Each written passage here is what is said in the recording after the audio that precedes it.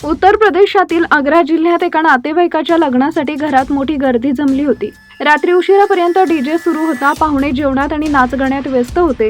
याच दरम्यान घरातील एका महिलेचा जावई आणि ती महिला दोघंही अचानक कुठेच दिसेनासे झाले।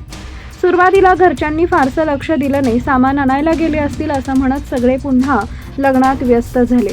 मात्र बराच वेळ उलटल्यानंतर ही दोघे परत न आल्यानं काही नातेवाईकांनी शोध सुरू केला। घरामागच्या शेताकडून हालचाल दिसल्यानं काही जण तिकडे गेले। अंधारात जवळ जाऊन पाहिल्यावर समोरचं दृश्य पाहून ते काही क्षण जागेवरच थांबले। आरडाओरडा सुरू होता। जावई त्या महिलेला घेऊन तिथून पळाल्याचं सांगितलं जात आहे। काही लोकांनी त्यांचा पाठलाग करण्याचाही प्रयत्न केला, मात्र दोघे दुचाकीवरून निसटले। नंतर चौकशी सुरू झाल्यावर घरातील लोकांना जुन्या गोष्टी आठवू लागल्या। गावातील लोकांच्या म्हणण्यानुसार या दोघांमध्ये अनेक वर्षापासून जवळीक होती। विशेष म्हणजे काही वर्षापूर्वी दोघंही घर सोडून गेले होते। त्यावेळी कुटुंबियांनी त्यांना शोधून परत आणलं होतं आणि विषय तिथंच थांबवला गेला होता। पण यावेळी प्रकार थेट लग्न समारंभात उघड झाल्यानं घरातील वातावरण पूर्णपणे बदललं। या प्रकरणात संबंधित महिलेच्या पतीनं आणि कुटुंबियांनी फराह पोलीस ठाण्यात तक्रार दाखल केली आहे।